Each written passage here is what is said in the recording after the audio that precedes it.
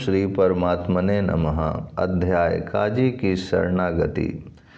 अब प्रभु के अंतरंग भक्त गदाधर ने महाप्रभु का श्रृंगार किया। प्रभु के घुंघरेले काले काले बालों में भांति भांति के सुगंधित तैल डालकर उसका जूरा बांधा गया।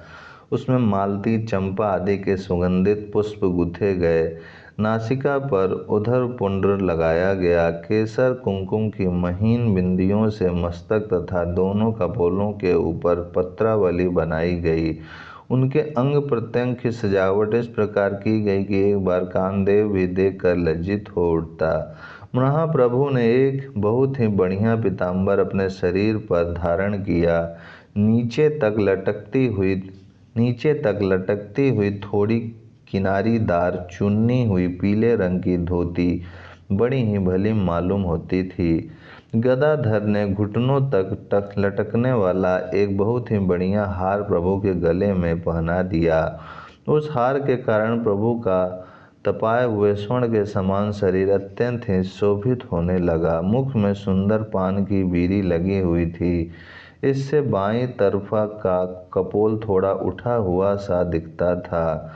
दोनों अरुण अधर पान की लालिमा से और भी रक्तवर्ण के बन गए थे। उन्हें बिंब का फल की उपमा देने में भी संकोच होता था। कमान के समान दोनों कुटिल भ्रुकुटियों के मध्य में चारों ओर केसर लगाकर बीच में एक बहुत ही छोटी कुमकुम की बिंदी लगा दी थी। पीत वर्ण के शरीर में वह लाल बिंदी लाल रंग के हीरे की कनी की भांति दूर से ही चमक रही थी। इस प्रकार भली भांति श्रृंगार करके प्रभु घर से बाहर निकले। प्रभु के बाहर निकलते ही द्वार पर जो अपार भीड़ खड़ी प्रभु की प्रतीक्षा कर रही थी, उसमें एकदम कोलाहल होने लगा, मानो समुद्र में ज्वार आ गया हो। सभी जोर से हरि बोल कहकर दिशा विदिशाओं को गुंजाने लगे। लोग प्रभु के दर्शनों के लिए उतावले हो उठे। एक दूसरे को धक्का देकर सभी पहले प्रभु के पाद पद्मों के निकट पहुंचना चाहते थे। प्रभु ने अपने दोनों हाथ उठाकर भीड़ को शांत हो जाने का संकेत किया। देखते ही देखते सर्वत्र सन्नाटा छा गया। उस समय ऐसा प्रतीत होने लगा मानो यहाँ कोई है ही नहीं।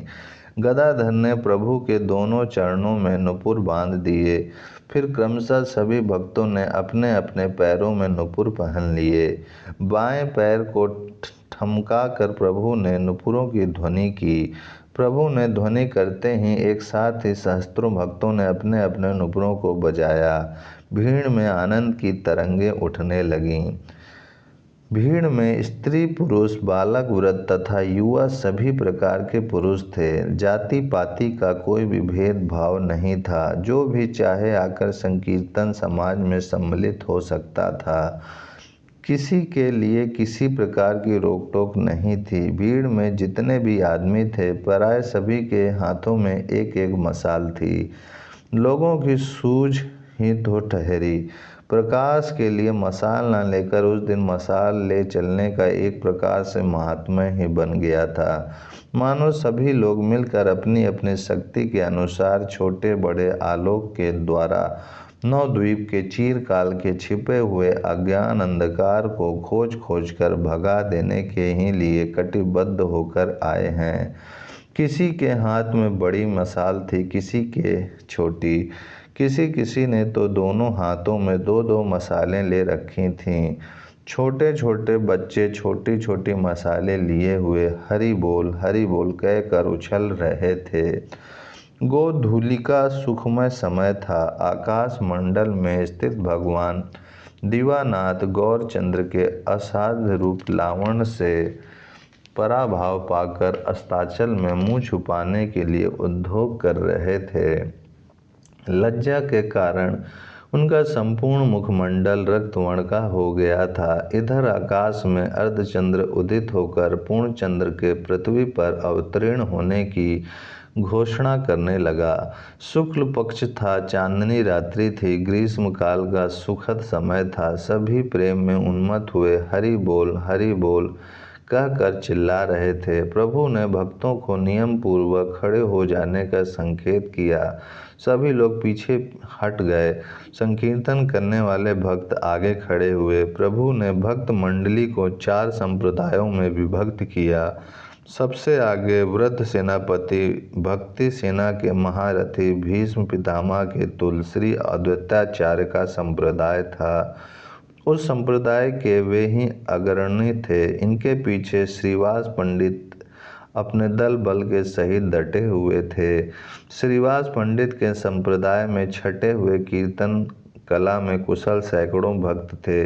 इनके पीछे महात्मा हरिदास का संप्रदाय था। सबसे पीछे महाप्रभु अपने प्रधान भक्तों के सहित खड़े हुए। प्रभु के दाईं ओर नित्यानंद जी और बाईं ओर गदाधर पंडित शोभायमान थे। ओम शांति शांति शांति।